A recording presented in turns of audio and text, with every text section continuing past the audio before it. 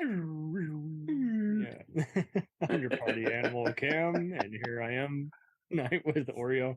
It's always a treat having him on because it's just a nonstop party, Oh yes. if not a battle of words. And since we love all these various movies and shows and even books and comics, and we just figured, hey, yeah, let's get all to start off.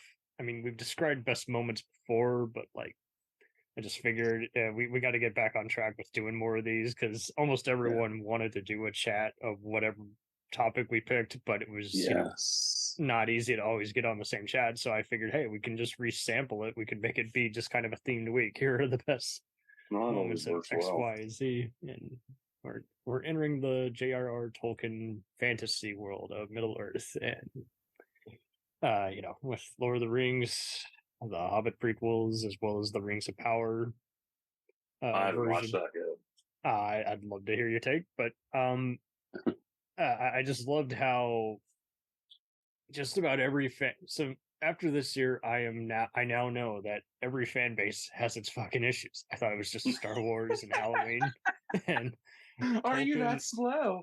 He says so, and so next thing I know, oh well, guess what?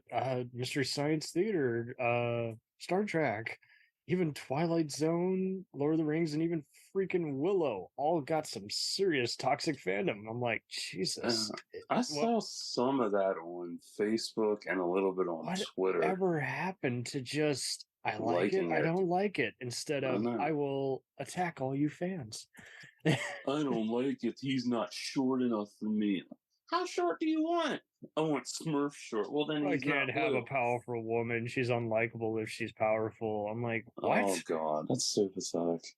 That's like the Oh, Black worst Hobbit. fucking. Can't have it. Can't have it. No, no, Hmm. no. Not gonna I think accept it's it. funny if they turn racist. I'm like, they can't be black. What the fuck's wrong with being black?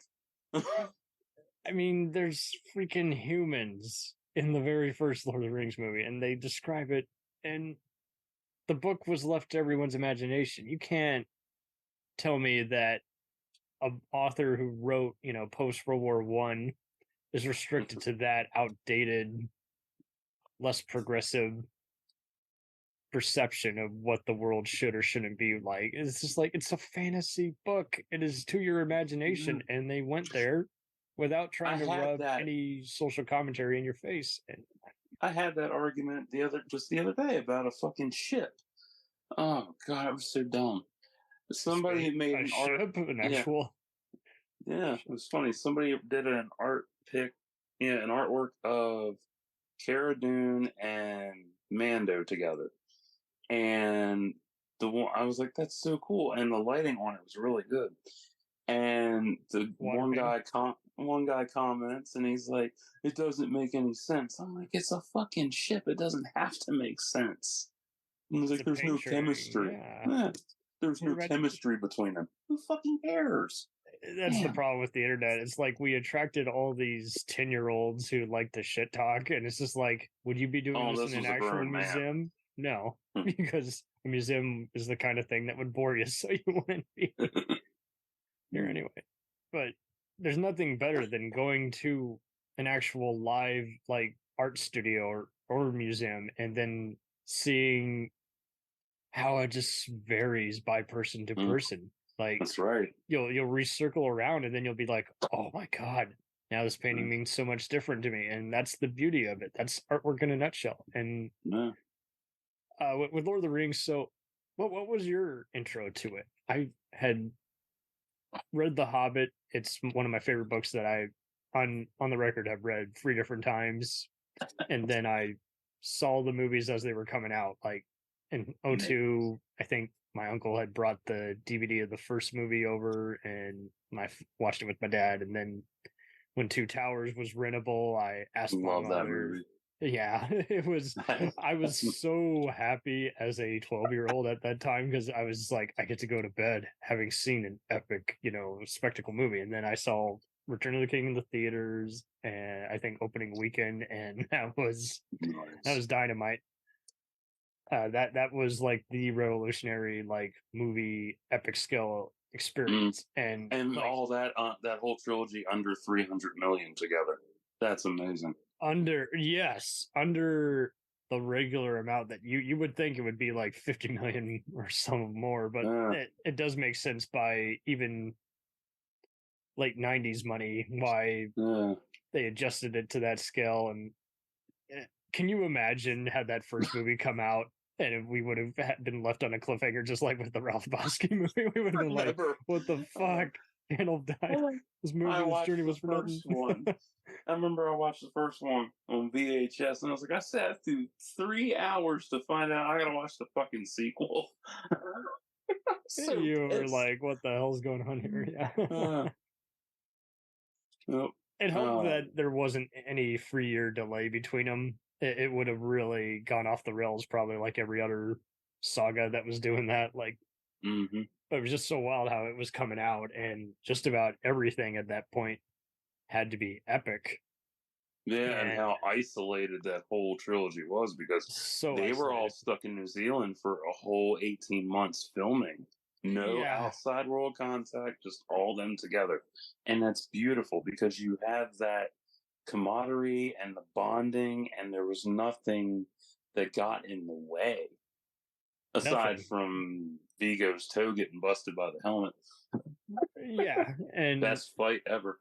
They've learned so quickly like what they wanted to do. They were just like, okay, this Stuart Townsend guy, he's a piece of shit, so let's go ahead and fire him and get this Vigo guy. I still wish that, and it's amazing, he actually trained for the role completely. Like, he did horseback riding and combat on horse. He apparently can do some stunts, and I like the 13 TV show that's based on that manga that also was a video game, that spy show that wasn't Born Identity. But yeah, he apparently, even when he was very committed, he apparently just was mouthing off all the time to where they're like, you know what, get the fuck out of here.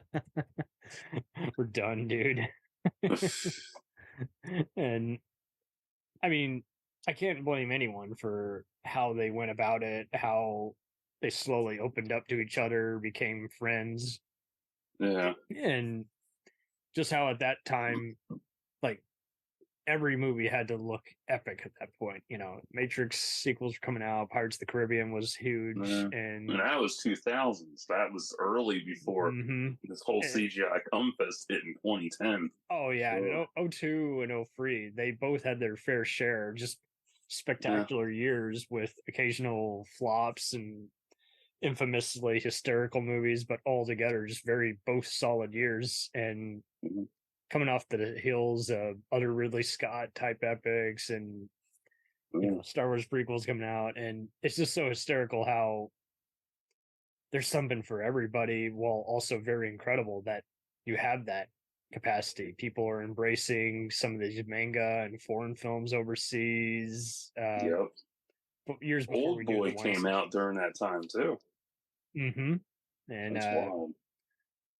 It's just so hysterical how the guys who did Star Trek Nemesis were so dismayed. They're like, oh, why didn't it not do good? I'm like, you opened at the same time as Harry Potter, Lord of the Rings. Yeah, that's true. Because like, I love Nemesis. That's one of my top favorites. All the other ones are amazing, but I love Nemesis. It's so fun. Underrated. It's just one of those, you have to get past the crappy editing and overacting by Tom Hardy, but you can find a fun movie in there. Yeah.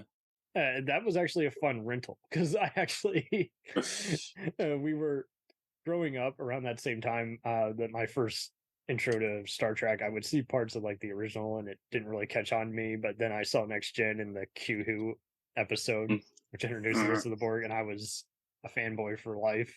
Even when people were doing the whole, oh, it's no longer cool to be a Trekkie, I'm like, yes, it is. But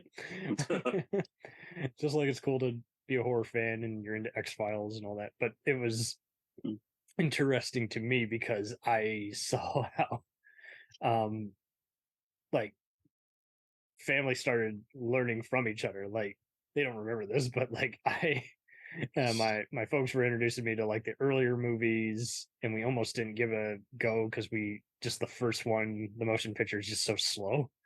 And but I think it just helped that I was into all like the big major sci-fi, fantasy, mildly horror kind of stuff. So I already had a respect for again, all the spectacle. I loved music and sound and film editing just from Star Wars, while track, opened up how you could do sci-fi, have excellent acting, and take kind of a B movie formula and then actually make it better, in a Twilight Mm-hmm. Zone way. And it's very twisted. So that's why I was already open to the newer Batman movies as well as 80s, you know, cult classics like Die Hard, Terminator, and Rambo. And so that all intersected well. And Lord of the Rings was kind of just second nature to me because I was just like, okay, so these elves are basically like freaking Vulcans. They're True. just, it's not just the ears, it's also just the whole unemotional wise man.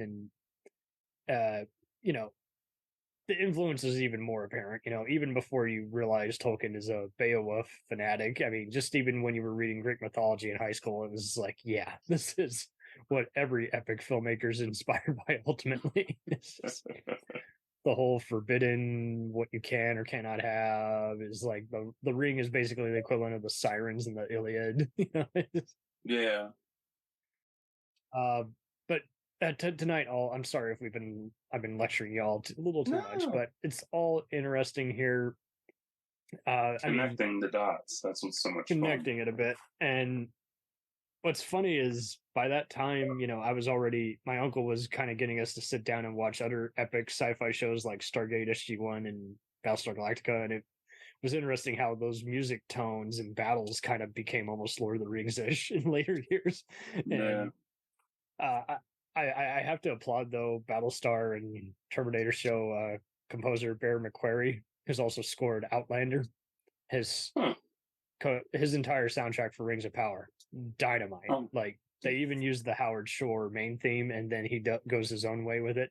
But you can listen to it on Spotify, and it is really just dynamite. And all I can say is, what a good pick. The dude had done all kinds of depressing, epic stuff like Walking Dead and what have you. And I was like, yeah, of course he's the right pick. He knows how to jettison all this emotion, all this epic skill material, and Rings of Power. I do have to say, without spoiling anything, if we have to grade any of the battles, I gotta say Galadriel's initial fight is really awesome because the way you instant for me, not everyone, but for me personally, I accepted this new gal who's done a bunch of different independent stuff for like A24 and UK programming, and I just instantly bought her as this is the younger Galadriel. And uh, those first two episodes where she's having to find out the traitors in her midst, the other people who wronged her, and avenging her brother's death, and the way it's kinetically edited, I instantly got into it. And I know some people found it too slow. I personally, I was ready for life. I'm like, okay, this Mhm. tells me this is storytelling 101. Like, what does the Yeah. character want? They want to avenge, the wrongdoing. I'm like, perfect. Take me on the journey. It's, And I know. It's like people expect flashy shit and glitz, and it's like, no, we need organic storytelling to last. you're right. It's not my horse by horse by kingdom for a horse. It's more, along we go into the Yeah. mountains. And I there's some total mind fucking, if that makes sense. Like just total, Yeah. just psychological warfare near the end, which is also like very surreal. Like I did not expect them to go there, but I have to applaud them, especially for taking some of these people who worked on other shows, like much like Outlander, the Dick Wolf shows, and even part of the Breaking Bad, X Files family. Some of these writers, and uh, I'm curious to see where it will go. Uh, Overall, it's just interesting how Isildur is very much the Anakin Skywalker, the Darth Vader of the saga. He lets everyone down, but you forget about it because it's downplayed in the movies and in the book, after the Second Age. But I applaud him for saying, hey, this show will end once, Middle Earth is in ruin in the Third Age. Like, you already have seen the movies. We want to You respect the know it's going to movies. happen. Exactly. It's just like these new Star Trek shows. Hey, we'll use the visual style of the new material, but we're gonna go our own way with it, especially because we can't use the Silmarillion, but we can still reference some events, and the Balrog design looked the same. But that ultimately, if we were to describe any of the great battles from the games, uh, books themselves, or even the movies, what are some ones that Ooh. really you think are just so well staged, outlined, and move the plot along, much like the Terminator movies, instead of feeling like excess? Oh my! It's so rare. I know it's hard because that whole saga is just so, it's so interconnected, and there's like, it's got the right layout. And when you look at stuff today it's just focused on action, humor, action, and some story. Whereas with Lauder, like, you had like the Two Towers has the best build up to the fight at I forget what the fuck it was. Helm's Deep. Yeah, that, just the build up to Helm's Deep and defending that shit. That was amazing. Like, fuck. And I think what makes it so special is that, one, it's organic as hell. Like, you can't top that. And it's practical. Like, it's not a heavy reliance on CGI. It was all mostly built. And I love that. Yeah, just so you unreal. get sucked into it so quickly. Nowadays, that would be all green screen, or very much screen, like a Call of Duty type game, or even Mandalorian, where there's interactive screens playing. But but yes, the Helm's Deep battle is just neat because I've seen some nitpicking Lord of the Rings fans on rare occasions who were never fond of any adaptation, even the cartoon movies. Oh, Jesus Christ! But yeah, there were some that tripped up on, they switched around the wood elves who are here to help out. They're supposed to be at Minas Tirith versus here, but it actually does work better for the movie because it just shows you how they could have all the support in the world, but they're outnumbered. And yeah, that's what I like. It's like that last man standing. It's a final fight, and then there's even more build up, and then that's Arwen helps out with the other elves with the Ghost Army in the third book, but I liked how they just had her just mainly just save the hobbits and be more intriguing in the first movie, because that was just a cool tidal wave, and just all those guys, they just, I think because we didn't have time to prejudge them, they just did so well in the roles. Like, you look at the original casting that they were considering, and it's just like, yeah, that makes sense, but you would have probably had some problems, especially if you're trying to get Russell Crowe in there. People like to misbehave on the set, and they couldn't afford that. And plus, you threw in scheduling conflicts too. That was a big thing. Scheduling conflicts, driving in all these Americans from overseas, and then find the commitment for it too, because they're like, we're doing 3 films, and you got to stay here until they're all done. And people are like, "Oh, I don't know if I can do that." It's been really just neat how they picked all these. I mean, you got to go with these character actors before their ego goes out of check, or who are used to all kinds of productions and giving 100% each time. And so to get all these semi-knowns, like Sean Astin, and then, kid actors like Elijah Wood, and then people who've been working since late 70s, early 80s, like Ian McKellen and Viggo Mortensen, and just keep launching it from there. It's just like kudos to everybody, all the screenwriters, the editors, cinematographers, and costume department, especially. Jesus Christ. Costume, and like you said, the production design, just on spot. You got to build a world, literally. I see. And before we go on, like, why do you think so many, whenever you see the inevitable, it's overrated, why do people have a problem with free endings in the third movie? Like, it, to me, is just a breathing point. I don't see it as, oh, it's overlong, and I don't see how anyone could fall asleep during these. It's too loud. If it's your first time through, I can understand that. That's understandable. But if you've seen it like numerous times, it's like, oh yeah, it's gonna be fun. You can back and can enjoy this all the If time. it's at 4 in the morning, I can understand, but like it's so loud and nonstop, like I just can't. I don't I know. can't. Some people have short attention spans. Apparently, because I still on occasion, like I will just wait for it, and without fail, there will be some people saying, "Oh, Lord of the Rings, not my thing."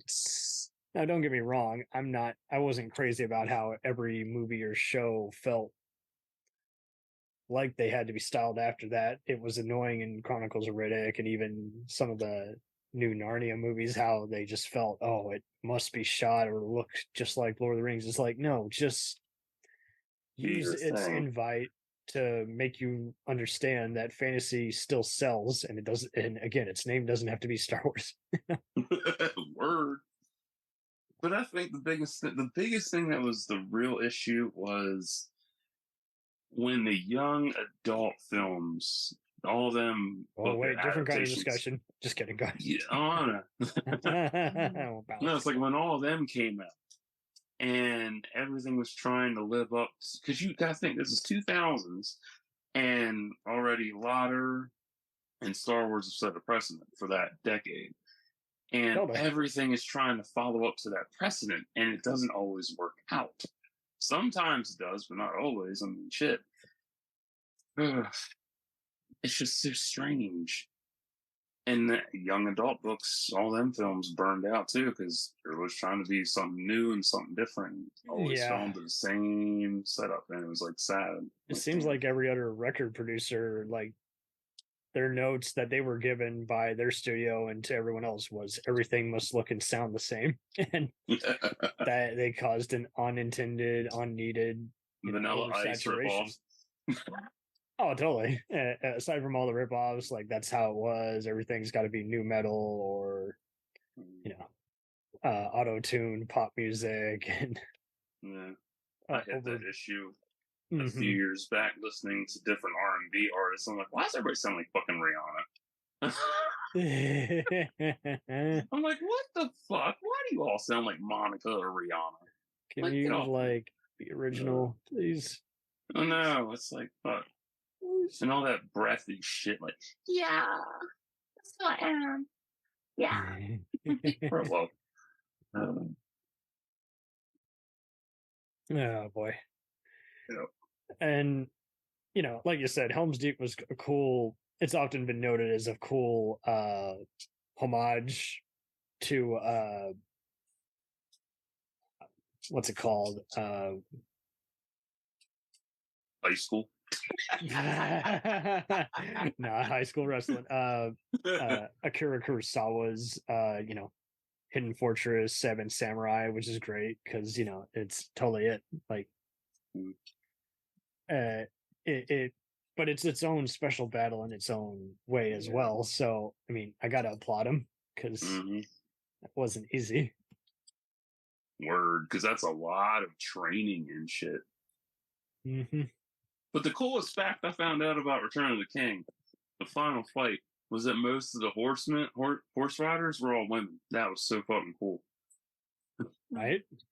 I was like, damn, really? I was like, oh yeah, they were pretty cool. And I love how they save the horses for the very end. Like, no, Yeah. it wouldn't have made sense to spend all that time, all that money having horses, and everyone falls to their death. It's like it, it's very meticulous, and it's honestly this is the why I like doing these battles in moments because it's really neat to see how everything just soars. It skyrockets onto the screen, and if you were to believe that maybe they were trying to outdo each other, I couldn't blame you. But at the same time, I don't think they are. But well, I mean, if you compare Two Towers to Return of the King in terms of scale, oh yeah, definitely. And then you throw in the extended cuts and compare that, like, fuck, yeah, they were trying to outdo each other this is a easily. good chat. I see some who you know, all those versions are on both Prime and HBO Max. Do you? Which versions do you do? I can only do the extended nowadays. Same. I can't do theatrical after that shit. I'm like, nah. I need just the all the full stuff story. you're missing is just good stuff. And you get that disc, and it's like there's another hour of deleted scenes that were cut. What? Like, huh? I need all of it. To have those back in is just great. Like, you feel so much more closure when you even incorporate the final battle between Gandalf and Saruman. Like, I've seen some people note how they didn't care for their first fight. I like that first fight because you can't tell. I mean, you're just not because of how it's again meticulously edited. You aren't thinking of, oh, okay, this is the stunt double getting thrown over hills, because you're just so drawn into the moment and the natural lighting and just the intensity of the whole scenario. And the third movie, you did kind of forget in the theatrical. It was like, yeah, where the fuck did Saruman and Grima go? And you see him briefly, but you don't see how it ends. In the extended, where it's like, no, Grima, betrays Saruman, stabs him, and he falls down, impaling himself. Eats that water wheel good. And I get it. It would have been too much to take in for theatrical, but now that, along with Aragorn saying essentially "screw you" to the mouth of Sauron, at the gates, it's like that makes for a way more epic intro to the final battle. And Return of the King is 20 years old this year. Fuck. Wow. 20 fucking years. I remember it just like it was yesterday. I really do. Like, it just was. I can understand not everyone caring for that, but when Marvel, that's kind of why I liked parts 3 and 4 of Avengers the most, because they were trying to be like Lord of the Rings. It wasn't for everybody, but I this brought me back to when I actually like going to the movies for the cinema experience, and it's kind of still missing to me. Like, I get that on occasion from when I was going to something like an Olympus Has Fallen or John Wick type movie or Equalizer, but when I see the actual thing, I really want to actually just take it in and actually. That's what I do. Yeah, because top row, middle seat, snacks, and I can't blame them. Show. Totally, just sit back in that seat, and I can't blame them for taking out the Tom Bombadil chapter, because as awesome a moment as it is in the book, it would have just rung totally false in the movie, because he would have been like, well, so that was all for nothing. I learned something you could have told me in 5 minutes, and I know some hardcore fans would have liked to see it portrayed, but I'm just saying, just some stuff, it has to go. Unfortunately, it's just we don't have our loose attention span that we had in the 70s, where I'm here all day. Hit me. I'm like, we don't have time. And now when I watch movies, I'm like, I need to see everything. And then I see deleted scenes for different movies. And I'm like, man, why do we add this shit the fuck in? And then you rewatch it, and it's like, oh, this got repurposed for another film. And I'm like, that's fucking smart. They pulled a Roger Corman Wizards of the Lost Kingdom. Where they're just taking leftover Beast Stalker footage, Death Stalker footage. Oh, now I remember. Coco had that, actually. In the original cut for Coco, the family was singing. She was an awesome gorilla, I'm told. Yeah, I love that fucking movie. Yeah, sorry, go ahead. Yeah, the original premise was Coco's family sang when they were chasing him, and it wasn't working out, and it clashed with the other idea, so they took it out. And then that got repurposed for Encanto a few years later. Yeah. I was like, I recognize this shit. Yeah, Graham Revell and James Horner and many of those other guys were like the kings of repurposing their various music. So I'm not surprised that they would do that for some of these Pixar and Disney movies. It's just you got to. You don't want to go to waste. So you don't want it to be same shit. You want to reinvent yourself. Mm-hmm. I actually also applaud uh just even Mike Post and some of these other TV composers just taking Yeah, unused themes and using it in their material. that's always smart. It's always good to repurpose whatever you didn't use before because it'll unlock something better down the road. Hmm. I'm trying to remember what the fuck. Something didn't get used and it was repurposed as a show down the road, and I can't remember what the fuck it was. I'm not sure. I'm sorry, dude. I know. I I know. know.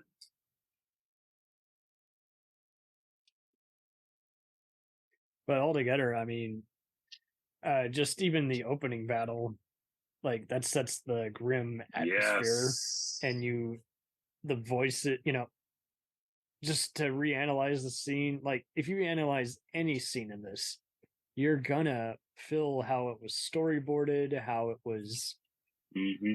edited, and for anyone to just downplay, oh, that was easy. No, that was not. That was shot on film. That had It a took numerous soundstage. takes. Someone had to figure this out and figure out where is the scene where Isildur gets killed by men trying to seek the ring. Where is the scene where Elrond Mm. first enters the battle and Where's the realizes scene this where was all Sauron gets his nails clipped? right? And Sauron goes down for the count, and uh, to downplay this, like, oh, it was nothing. I'm like, no, it was something, guys. This did Word. not happen overnight. Yeah. But it's just such a good intro without overwhelming anybody or making you feel like, hey, I don't really follow what's going on here. And I You know. remember seeing that and I was like, man, I hope they show that shit again. Mm-hmm. Never got to see it again. God damn it. Man, I wish I could have seen the first one in the theater. I might have been bummed out, I guess, but I don't know. Mm, I wouldn't have been in the right time slot like a year earlier, unless I had been like my. What's funny is I always was just again kind of getting up to date on all the giant blockbuster movies, but I did my best to always just like be caught up with some of today's blockbusters. I didn't really bother for a while with trashy comedies or horror until much later. But yeah. um, it was just so funny how with these, like I could always talk about them because every summer my cousins who were raised by my aunt, who's been a Lord of the Rings fan since '70s, like they would always come over, and I was instantly on their mind. And my brother had only seen parts of it. When we would do watch parties with guests on Fridays, like my That's always my fun. uncle and father even knew I loved it so much they went ahead and bought the extended DVD when it got discounted, and so I Nice. was for years just watching that. And sometimes my sister would ask, hey, she got into it much later, she's like, can you take it out? I'm like, sure, sure, sure, sure. But if I had to pick just an iconic scene, I gotta go with the Return of the King final speech between Mary and Gandalf, where they're talking Uh, about hope. And sure, there's nothing amazing really about the dialogue, but it's just so straightforward and well interjected that it's the perfect compliment. And that, along with showing, hey, we've really learned, we've had, cave trolls and goblins. Now we got, you know, um, Urukai, which you forget, are mutant elves, and uh, as well as orcs and other armored armies. Now we got mm-hmm. those guys in addition to all these other orcs and trolls. And now we got these armored trolls. And it doesn't help that your damn, you know, King Denethor is a total piece of work, piece of shit. And Total cunt. losing his mind, total C word, and he is about to fall off to his death, thankfully. And Because he got too hot of a tan in that tanning bed. and it's just so Fucker. unique to just show how, again, Gandalf was leading this whole deal. Yeah. my top favorite scene always makes me cry, and that is Theoden's speech to the Rohirrim riders. Yes. That speech, nothing tops that speech. Nothing. Yeah, it's a very well done scene, especially when you're not crazy about Theoden, how he's just sloppy with his leadership at first, and then he kind of makes up for it in that final movie Mm. when he finally realizes, hey, bodies are going to keep hitting the floor. It's time to make a final stand. Get Let's off your put ass. on Metallica instead. There you go. Yeah. Now there's a rescore I would like to see. Get Megadeth or Metallica. That reminds me when Heavy Metal 2000 came out and shit. I was like, man, or I watched and I was like, why didn't they make a Heavy Metal 3000 with They new might artists? as well, dude. They're out of ideas. You got Love Death Robots, but I mean that's good, but yeah, hit or miss now, man. Oh, totally. And it would have been amusing seeing. I mean, with all the Iceland and Swedish bands that are Lord of the Rings inspired, like Blind Guardian, Yeah. even parts of Dream Theater, you would think there'd be some other bands that would pay tribute to. Yeah. But yeah, altogether, I mean, I do have to applaud him because it's just so just epic. Just seeing again, I mean, even just that first scene when they first walk up through the mountains, the Misty Mountains, and you have that iconic theme and the scene that just made all the trailers at the time, but it's just because it is so well shot. All the actors are, however it's framed, you believe that they're actually walking up a giant mountain. You're not thinking about, okay, that's a green screen or what have you. You're not sidetracked with, again, just about every other film at this time. People forget, just people were getting sidetracked with how glamorous we can make it look and all that. And they had already gone through that barrier. Okay, go with some unknowns and, film in New Zealand and has a fantasy appearance. And Jeff Murphy, who you might know from blockbusters like U2 and Young Guns 2, Under Siege 2, Fortress 2, just all so kinds many of twos. B action sci-fi movies. Free Jack, there's a fun one.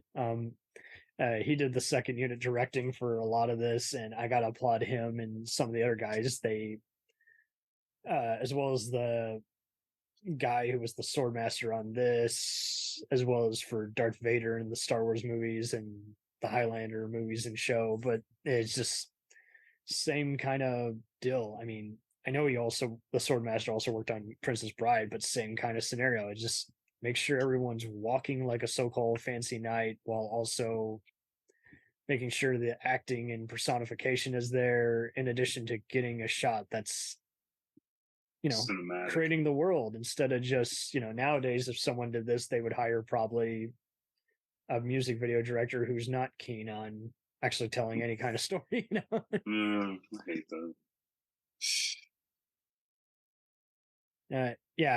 Just that first scene where they're all together, like you buy it. It's like, okay, they're a collective now. Who's going to split up this, doesn't. We're all together now. We're going to break apart for 2 films. What the fuck? And we can't not mention the Balrog fight. Oh my god. Oh god. I want there to be an anime sometime where all these white and brown wizards got to fight Balrogs during the first stage. Dude. And it could be heavy metal style. That would be cool. It could be Akira styled. I'd watch it. But just that final battle, you love how he's able to just, again, kick the shit out of this giant beast at first, but then it ends up ultimately being too much, just like the cave troll. And it, without spoiling too much for a 30 plus year old, 20 plus year old movie, it's cool to just end this and just show, hey, inevitably no one is safe. And it's annoying as a kid because, when you're a kid, you don't want any. I was coming in at the right time when, as a teen, you're looking for just fascinating, morbid, and sometimes a captivating drama mixed in with supernatural adventure and all that. But it was just good to know. It was like, okay, there's no easy way out. Someone is going down for the count, and You just never know again, who it is. yeah, and uh, the Balrog fight was just perfect because especially when they're turning off the lights and they're all surrounded by the goblins, and then that thing comes out because it's in Yep. the same turf, and this is why I was so underwhelmed by the Smog and the Hobbit movies because it's just like, no, not at all. Yeah, smog. Desolation is the worst because it It was outdated a year after it came out. I saw it on HBO and I'm like, that looks fake. I had thrown my 3D glasses off in the theater because I just didn't like the movie and how it was rendered. But like on a digital screen, it looked like a 2001 level graphic. And it was just kind of how I was with like the newer Terminator sequels and Avengers movies. I'm like, why does this new stuff look so fake and the stuff from years ago still looks great? It's just it didn't make because any back sense. then they weren't trying. Like you look at all the older CBMs that have come out, and none of them were trying. They just did. There was no effort. There was no competition. It was just like, hey, we're gonna put out this sequel, that sequel, this installment, this person, Yeah. and they went with what worked. And nowadays, it's like now everything's splintered into apartheid, and now you have this verse, that verse, this universe, and it's like, oh my god, shut up. They're all connected. Quit trying to separate everything out. Oh, it's so disgusting, and it kills you half the time. It really does. Yeah, like how about, here's the perfect example. Um, Everything Geek on Twitter did a question asking, what's your favorite order of Robins from Batman, and most of them were choosing. They followed. Everybody that answered followed the ones that are out. Dick, Tim, Jason, and Damien. And I'm like, yeah, like, because those are the ones everybody knows the best. And I'm like, what about Carrie, Drake Winston, Duke Thomas, and Flashpoint Robin? Because nobody ever mentioned them. I'm like, why the fuck are they only sticking to the main ones and not the other ones? Like, what the fuck? They're all connected. They're all the same Robin. They all don the motherfucking costume. They have different titles and shit, but it's like, they do why? that It's as so well much. as some of this other stuff where you're just like, the character hasn't even come to life yet. You gotta chill. I know, it's like because it shows who has read comics and who has seen the movies. That was the big thing. That's what really trips me out is you have so many people who have not read a book and only seen a physical version, and that's what they go by. And there's such a disconnect with fans in that. Like you bring up something like, oh well, they need to cast somebody for this role. Then like, there's no need to cast shit. The motherfucker exists. Read about him. Well, I don't want to do that. That's too much work. Every filmmaker should literally just raid their nephew or niece's like closet of comics and start studying with them. Hell, get them their first gig, make their parents happy as their, PA, personal assistant, That's right. researcher, even if they got to pay it out of their own pocket, do something instead of just be like, well, it wasn't what I wanted to make, or do what they did with Andor, where Tony Gilroy, Enemy of the State and Born Identity fame says, hey, I'm using a Star Wars template, but I'm doing my own political spy heist thriller. I'm like, okay, cool. So do your own thing. I mean, Nicholas Meyer, when he set out to do all the Star Trek movies, he wasn't even a Star Trek guy. He wanted to make an anti-Star Trek film, but it worked because he's already good at creating suspense and intrigue and all this other stuff, and it just worked for the franchise. People forget about that at the time, but when it was first announced, they were like, "Oh, you're going to kill a major character? That won't work." I'm like, "Well, it did." And people are like, Star Wars and Star Trek weren't political. I'm like, oh my god, There I was no hate that social fucking word. commentary in Star Trek. Yes, there was. There's Always. plenty of That's it. literally the point of every episode. Don't interfere with this or that. And you'll see some of those same pricks quote the Prime Directive without clearly knowing what the Prime Directive means. I'm like, Uh-huh. so, it goes both ways. Don't say you believe in it if you're not going to buy into it. Yep. Oh, I don't like this because it doesn't end with the captain, fucking an alien babe. I'm like, no, It's not supposed to be all about the original shit. it's Like, not a see, guy's fantasy all the time, guys. Just saying. I know. I got a whole damn versus thing on Trek and Wars, and it's like, I don't want to turn this whole video into Trek and Wars. Oh man, it's just it's eye opening as well as exhausting. To where it's just like, guys, will you just stop? I know. Anyway, best fights in life. Oh man, Let's see it. Well, we got to bring up fucking Vigo versus the Helmet. Have to. That is the oh yeah, underrated dog in this Kurt's the shit. main Yes. Uruk-hai and avenging Boromir's death, and at first you don't think he's going to survive. It's a perfect counter to the book because the book, I do have to applaud it when I think about it more hindsight, how that chapter was really good at illustrating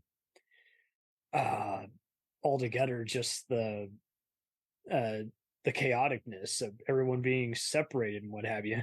And it was just so unreal how they were able to do that here while also just allowing again, it to connect. Like, what's going on. Nowadays this would probably be too much steady cam or tracking shots, or I don't know, just some other music video producer, having inappropriate music play while there's a segment of montage of fights, none of that. A careless whisper comes on.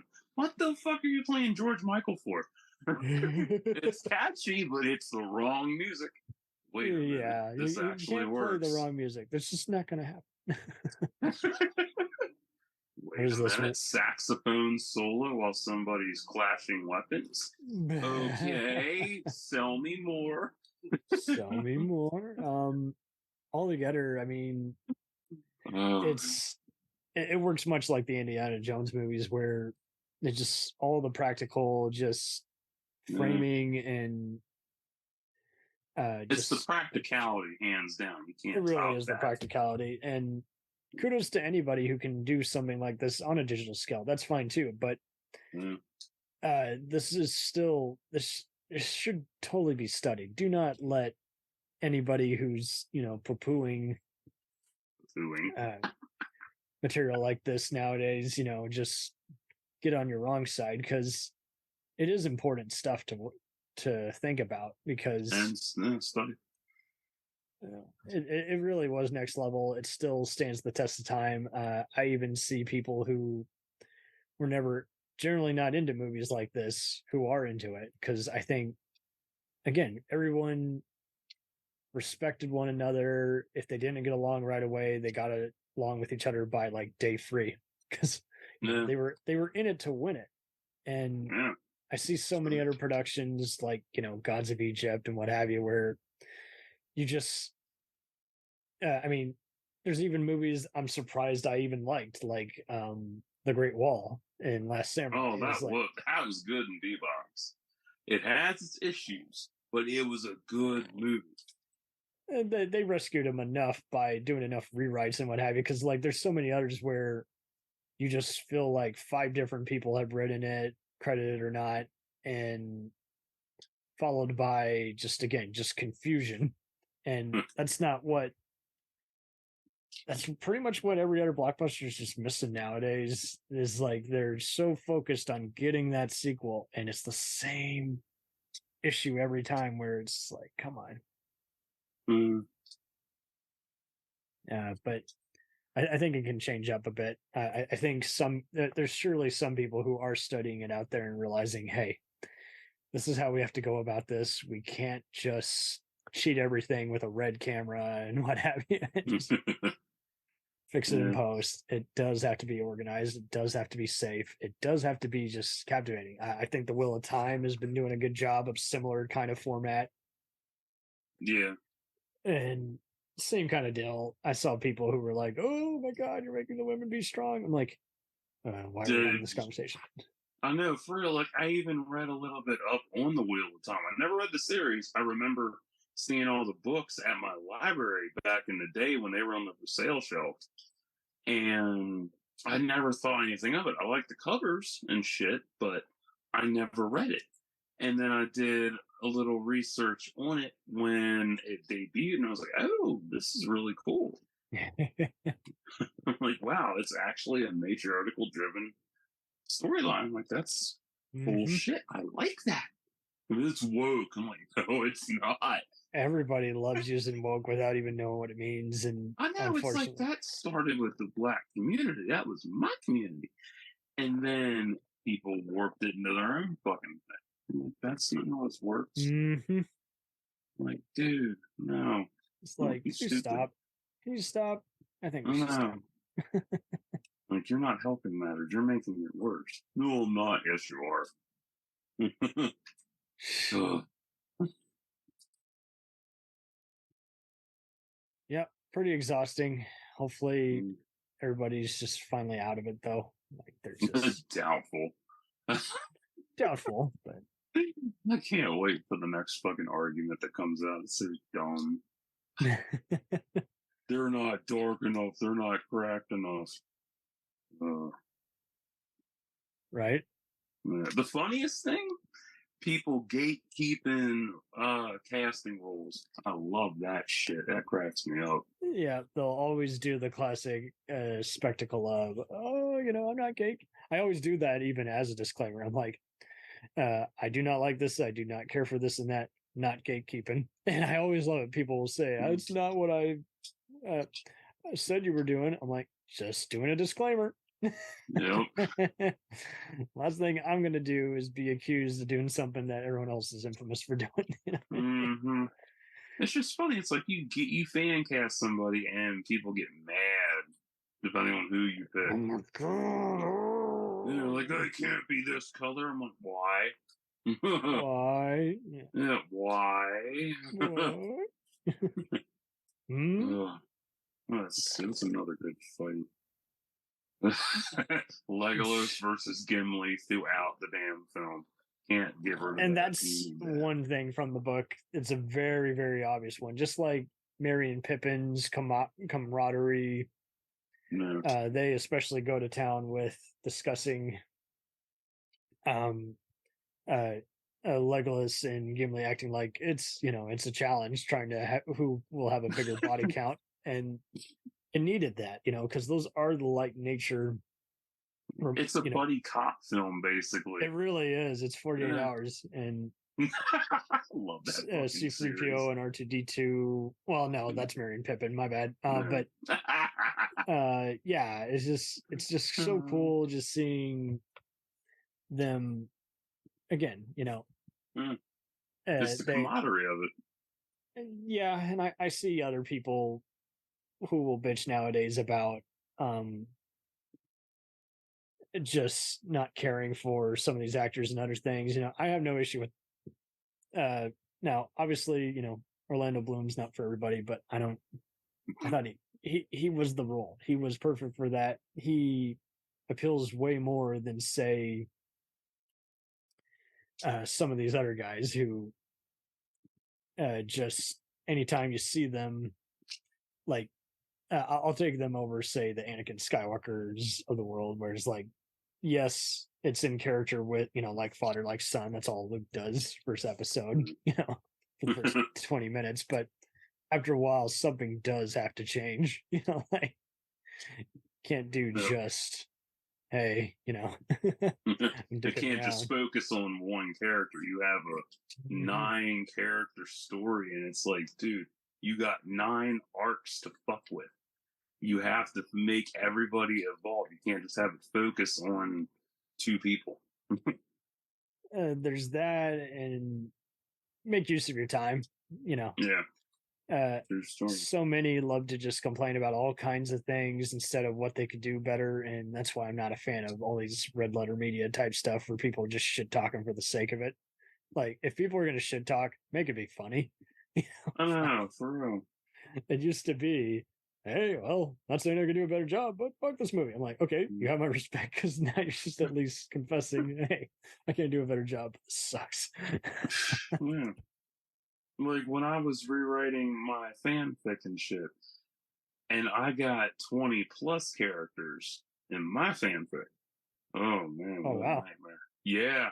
So I'm working 20 different mindsets, 20 different arcs, 20 different attitudes. We'll return after these messages. Do you ever find yourself thinking about who would win in a fight between Goku and Superman?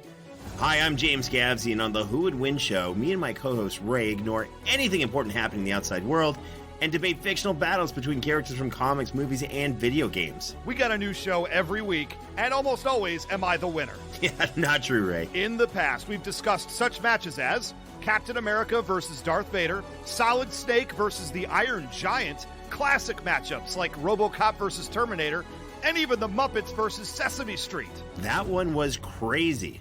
So if you're a fan of geek culture and love a spirited debate, check out the Who Would Win show wherever you get your podcasts, or check us out at whowouldwinshow.com.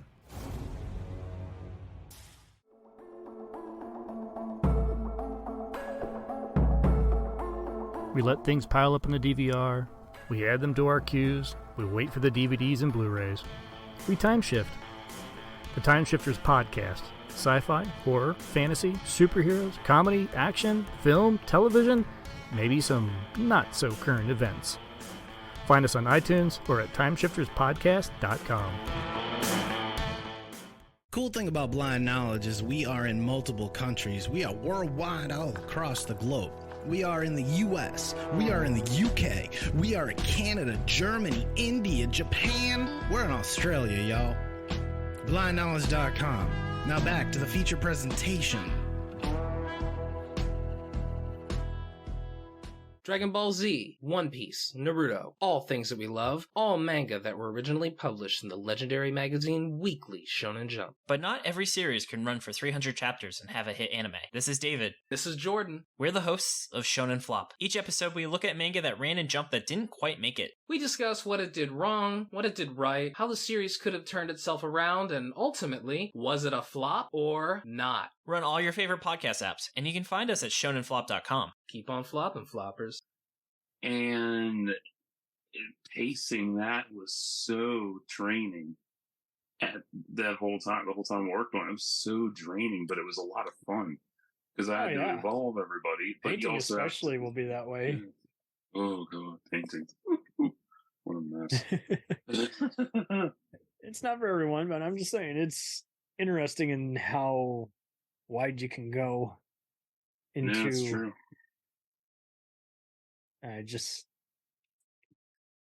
What keeps it afloat. But it is interesting too in how sometimes it just brings out the worst in us. We just can't keep up with it. But altogether, it's also interesting how we got all these standards, we got all these what we love, and not enough people want to talk about why certain things work and why other things don't. It's like the constructiveness of any kind of narrative seems to be just falling apart. Is it male driven? Is it right? Yeah, it's there was even a person I did a fun chat with, and then near the end they just revealed how toxic they were. I don't believe in toxic masculinity. I'm like, it's a thing. Oh, why do you think there's misogyny? I know, right? Like, you can't have one without the other. I don't want to be reminded of what pieces of shit men are. Well, then you won't learn. I know. Like, I look back on the shit I used to say and do. Oh, man. Oh, yeah. I was a dick. I was an unintentional dick, too. I was quiet enough, but there's other times where I'm like, man, I came this close to opening my goddamn mouth, and people would forever had remembered me in the worst possible way. Thank God, my parents taught me enough discretion. Never, no pressure, no making people fear for themselves, but always just reminding, hey, do the right thing. And He'll be remembered for it. And I think many they don't want to think about what's better. They want to excuse the fact that they're a selfish douche, and it's like, no, then don't do that. True. Altogether. And then you see these characters, and you want to. What's the word? You want to exude them so well, but at the same time, you got to be able to separate fiction from reality. Mm-hmm. Yeah, a lot of people just can't, unfortunately, and it's just pathetic, really, because you're just like, seriously, there's nothing to it. I don't know at all. And it was like, oh, I'm doing a good thing that King Aragorn would have done. I'm like, would he have really said that though? Like, would he have really acted like that? Would anyone want that? Really? Would anyone want to follow a selfish douche around? Oh no, make it like the book. Let's not make it like the book. There's a reason certain stuff is not followed. Man, Sam Liu. Sam Liu. Liu. He did a lot of DC films, animated ones. Good. I like him. He is one of my favorite directors. I talked to him about Planet Hulk because he worked on that. And nice. I hate that fucking movie. Oh god, you want to see a film that guts the fucking story? Go watch that shit. Oh boy. If we do a Marvel thing again, I will explain the whole deal.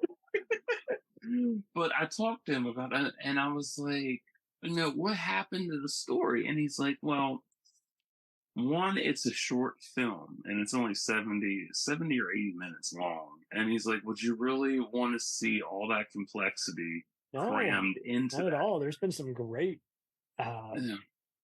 There's this one that had like Ron Perlman in it that got some acclaim. It was a great short film, and then they tried to expand it, and it wasn't the same. They're like, see, this is why it's a short film. And the same thing with Kung Fury, that they're having Schwarzenegger in this extended parody, but it was a perfect montage of making fun of 80s cop movies and cops and robbers, and people were like, I want more. I'm like, there's a reason it's a short. If they do 20 more minutes, that'll be too much. Yeah, it's like when I watched the Batman of Shanghai again. I was like, oh, this should be a fucking mini series, but it's only a 4. It's like a hell, 3 take or all 4 of minute season short. 3 or 4 of Gotham. That would be a great miniseries, way better than The Dark Knight Rises of showing Gotham take over. And if anything, people who don't like Lord of the Rings should still study it. Why does it work for most people? Because I see so many people, like, there's many blockbusters I do not care for. But I'm going to be just straight up. I'll be like, hey, it just doesn't do anything for me. Here's why. Top 3.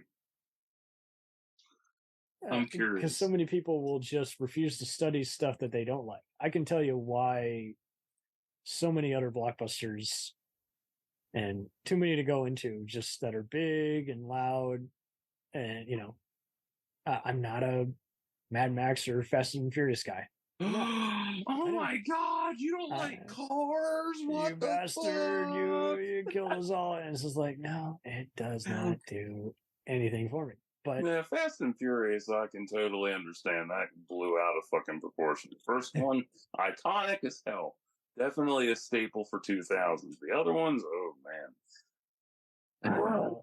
Just confused in tone, and it'll change within minutes to where I'm like, okay, I value my time. And you've wasted it by not focusing on any kind of story. Oh no, it's funny.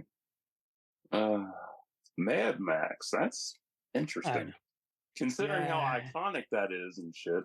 It is iconic. I'm more of an Indiana Jones guy. I do not... Is it Mel Gibson that you don't like? Or is it just the whole layout for it? And we're going to be doing actually a special lot. We've been doing movies which were like limited releases and video on demand, like eras of people's careers. So we're going to be doing, Bruce Willis and Mel Gibson and all those other troubled guys. But No, I troubled. What trouble? this was years before I knew about his problems. It was more of a matter of just like I do not. I can watch the first three, but by the time the new one came out, I was just like, nope, it doesn't. Oh, you didn't like Fury Road? Oh God. Oh, dude, I watched it twice, and I could not get my head to give it a proper review. Like, I don't know what the hell it is. It's not Tom. It's not the director. It's not the cast. I don't know. It's just very confusing. Is it supposed to be a reboot, or is it supposed to be a follow-up? Yeah, and they can't even answer that. And I'm like, see, if this was anything else, you guys would be all over this. You'd be like, true. And I'm just like, okay, no exception. Why does this get treatment and Fast and Furious gets laughed off the stage? Why do the Expendables, which are trying to do homages to earlier works, often get mocked? Yeah, for real.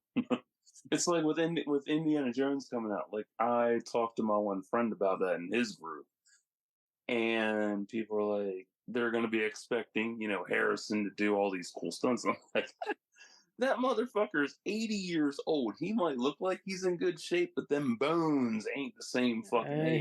He looked good on this recent Yellowstone prequel spinoff, 1923, but that's like low maintenance though. You're talking like big low maintenance, dude. There's plenty of gunfighting. Well, that's gunfighting, but like physical. That's low physical too. He's doing horse riding, so Now, don't get me wrong. It took way longer, and so I'll call them on their bluff. If it comes out and they got a generic plot line, I'm going to say, you were too focused on the production and not enough on the scenario. But I mean, it's basic as hell. It's him fighting Nazis again. Hopefully they go somewhere else with this. I think it's going to be like just third-party adventurers at this point. So good. I hope they stick with that. The James Mangold connection makes sense because he worked on Call of the Wild with him, which is a total dad movie. Oh no, that movie sucks ass. Oh damn!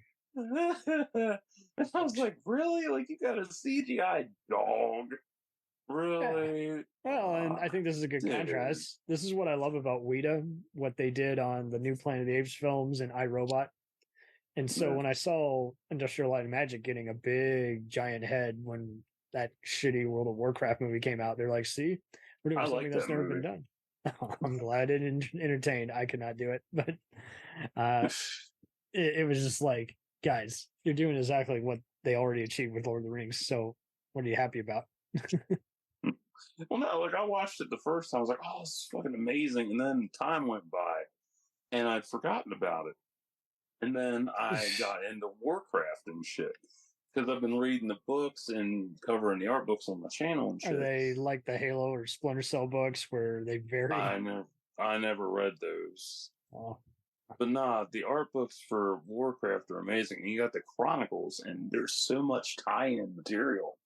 And I'm so amazed by this universe. And then I rewatched the movie, and I was like, oh, I know when this picks up from and where it starts. And now I understand more. And I was like, this is really good shit. That's good. Yeah.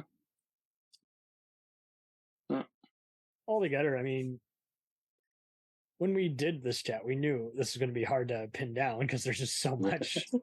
And everything ties into Lauder, which makes it so much fun. You feel every punch, you feel every gut punch emotionally, you feel every just foreshadow.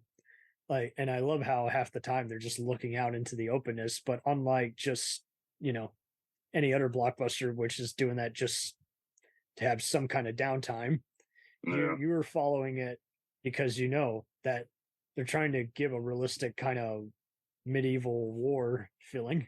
Yeah. And I think so many movies miss out on that. Like, they do not do their homework on, hey, this would actually be fascinating if we shot it this way. Like Dungeons and Dragons in 2000. Dated as that is, shit is accurate to D&D. And I was surprised. I was very surprised at that, because when I watched it back then, I was like, "Oh, this is too cool! I love it. It's awesome." And then I rewatched it decades later, and it's like, yeah, there's some dated shit, but they got the attire accurate, they got the layout accurate, and I was impressed. I was really impressed. It's still good. It's really dated. I was hit and miss on that. I preferred the sequel they did where they brought back evil Bruce Payne. I'm actually excited for this upcoming movie. Haven't seen the trailers. Me too. I'm just like, oh, you haven't seen the trailers yet? Oh, shit. I never watch trailers because it always disappoints me. There's always shit that's not in the final cut.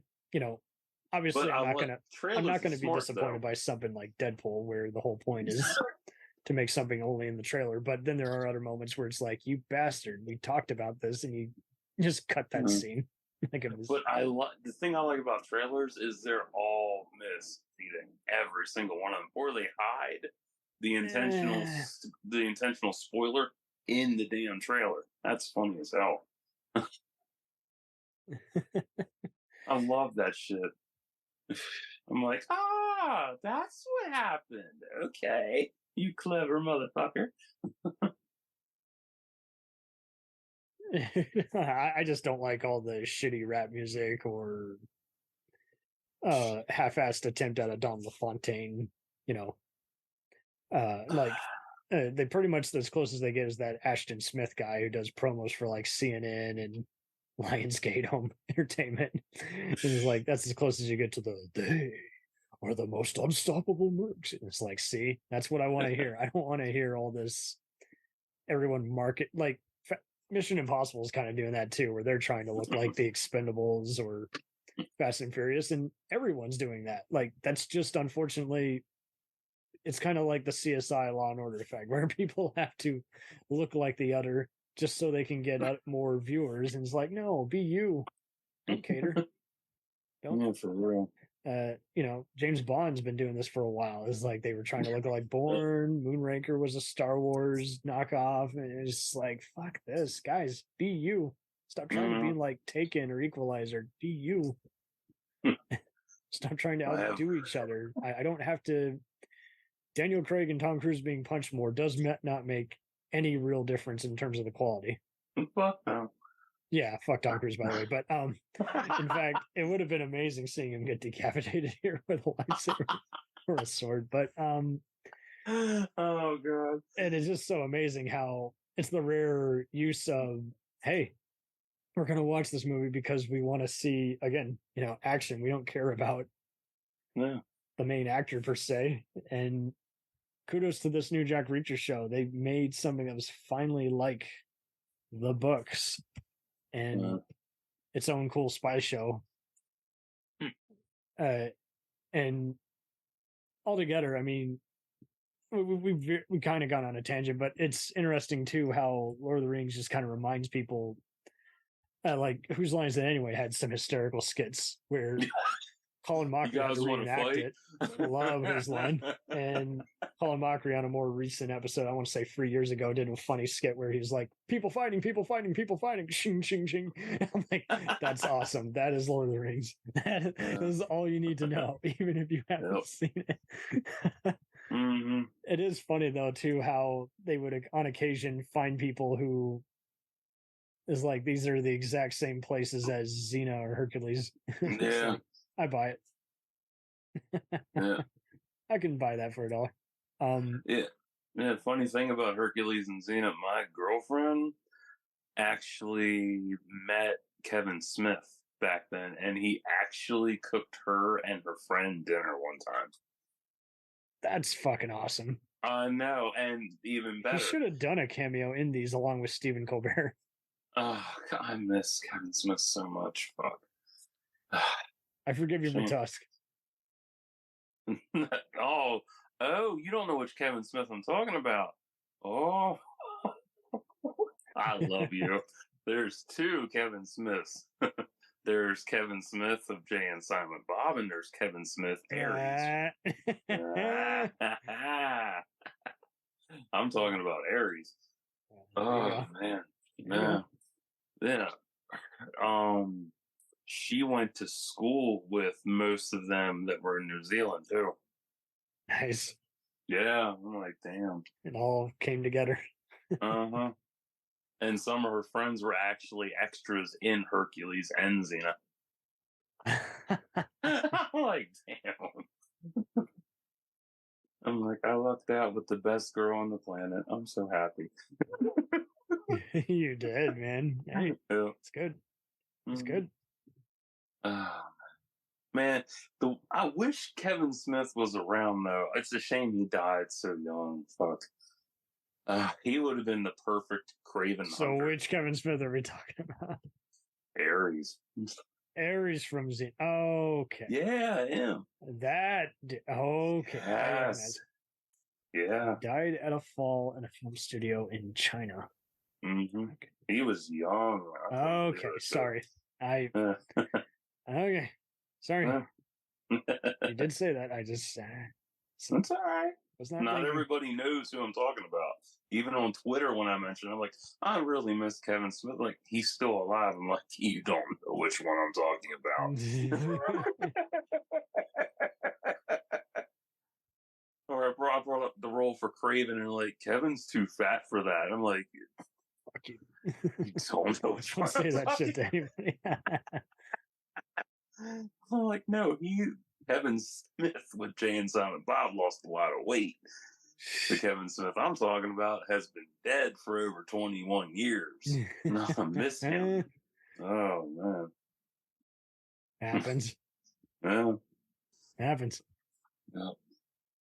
I'm actually surprised he wasn't cast Gary's Kevin Smith for Lauder, because he would have fit the role good for something. Might as well have. Boromir. He would have been good at Boromir. Something, man. Something. Yeah, because he had that intensity, and I loved his. You need to rewatch that shit with Hercules and Xena. You'll see, like, he had that like funniness, but also the seriousness of that. It used to be on Heroes and Icons channel about 2 years ago, and it was interesting seeing how, as big a shithead as Kevin Sorbo is, I actually can still watch a Hercules episode just because it has that sense of innocent fun. It doesn't do it for me like, say, Highlander or some of these other fantasy shows, or even the Sentinel, if you want to go into UPN type campus. Oh my god! Wow, you brought up USA Network UPN, type Jesus fun shows. But, it doesn't do about the Sentinel. But I'm not gonna lie, Lucy Lawless is a good actress, and I like how she's been showing a comedic side in all these other roles and other serious moments, like in X-Files or Battlestar. But it's, some of that does get a little too silly for my own taste, but it's good for what it is, and I gotta applaud. Wow. I got goosebumps thinking about UPN. Fuck. Damn. Altogether, it's interesting seeing how, again, just those had some serious production values. They were that was back when they would throw money at shit back in the day. Yeah, and this stuff was so cheap. Like, So fuck, cheap. you look at how much it costs. And it's Sam like, Raimi's what? production company, and then they'd bring in all these other guys who had directed CBS or NBC type programs. And one of them was like a director on Law and Order who was like, no one wants to work with because they found some kiddie porn on his computer. Don't worry, he didn't direct SVU. That would have been ironic. Because then he could have done the whole, I'm doing research. It's like, fuck you, dude. Research my ass. Oh god, that's funny. It is hysterical though how some of those guys who do some of those crime shows are like, I must be on an FBI watch list. Oh, that's funnier.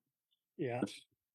Hey, it's been great having you on here, dude. Any other battles? Oh, we're ending already? No. We didn't even talk shit about the battles.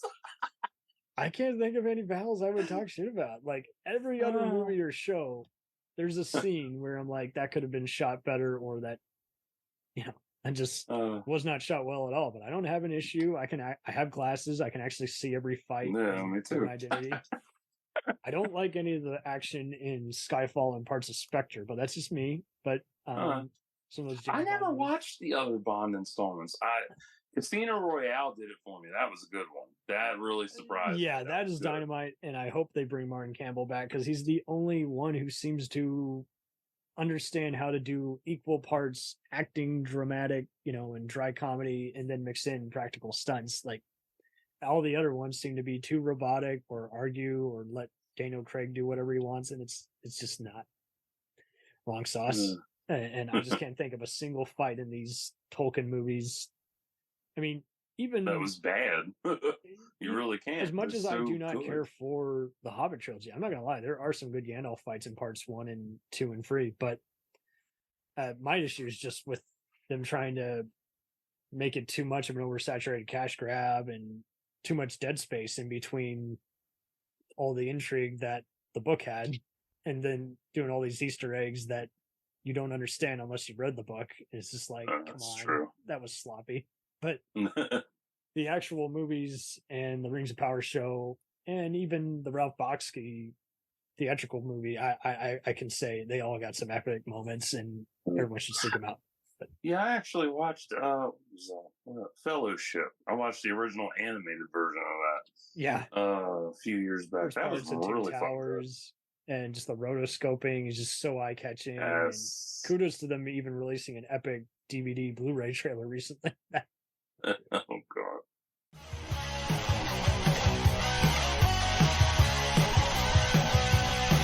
Follow us on the web on Facebook, Twitter, and Instagram. The podcast is available on Podbean, Spotify, iHeartRadio, Anchor, Apple, and anywhere else podcasts are available. Feel free to review our show and leave comments on any of those sites. Thanks a million for listening. It's a jacked up